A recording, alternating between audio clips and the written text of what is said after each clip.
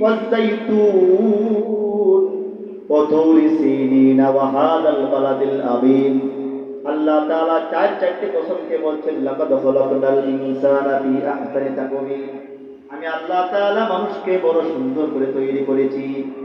আল্লাহ তাআলা সূরাতুদ দুহার ভিতরে দুইটি কসম খেয়েছেন, ওয়াদ-দুহা ওয়াল-লাইলি ইযা সাজা মা ওয়াদ্দা'আকা রাব্বুকা ওয়া মা ক্বালা ওয়ালাল আখিরাতু খায়রুল লাকা মিনাল উলা ওয়ালাসাওফা ইউ'তিকা রাব্বুকা ফাতারদা।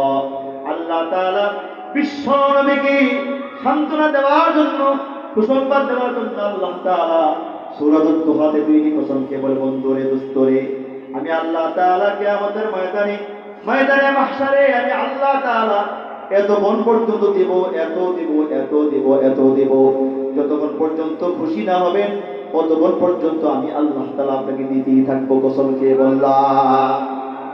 আল্লাহ তাআলা সূরাতুল আসরের ভিতরে সময়ের কসম খেয়েছেন একবার, ওয়াল আসর সময়ের কসম। আল্লাহ তাআলা সূরাতুল কলমের ভিতরে আল্লাহ তাআলা বিশ্বনবীর আখলাকের প্রশংসা করতে গিয়ে দুইটি কসম খেয়েছেন, নুন ওয়াল কলামি ওয়া মা ইয়াসতুরুন। কলমের কসম, কলম যা লেখে তার কসম। আল্লাহ তাআলা এমনি করে কোনো বিষয় আলোচনা করতে গিয়া কোরআনের ভিন্ন ভিন্ন জায়গাতে একবার দুইবার কসম খাইছেন। কোথাও একসঙ্গে চারটা কসম খেয়েছেন, কোথাও আবার দুইটা কসম খেয়েছেন, কোথাও আবার তিনটা কসম খেয়েছেন, কোথাও আবার একটা কসম খেয়েছেন।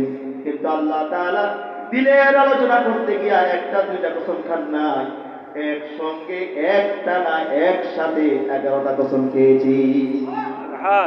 একটা দুইটা কসম না, অথচ বিশ্বনবীর আখলাকের প্রশংসা করতে গিয়ে আল্লাহ তাআলা মাত্র একটি কসম খেয়ে দুইটা কসম খেয়েছেন।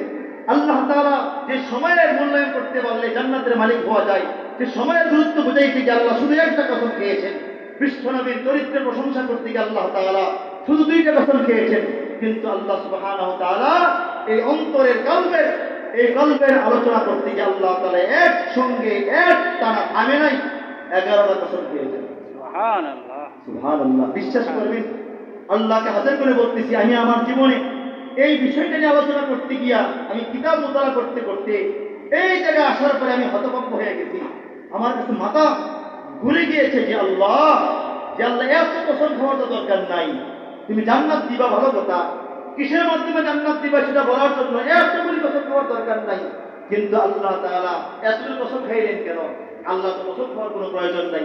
কারণ হলো আল্লাহ তাআলা মিথ্যা বলেন না, ঠিক কিনা যারা বলেন?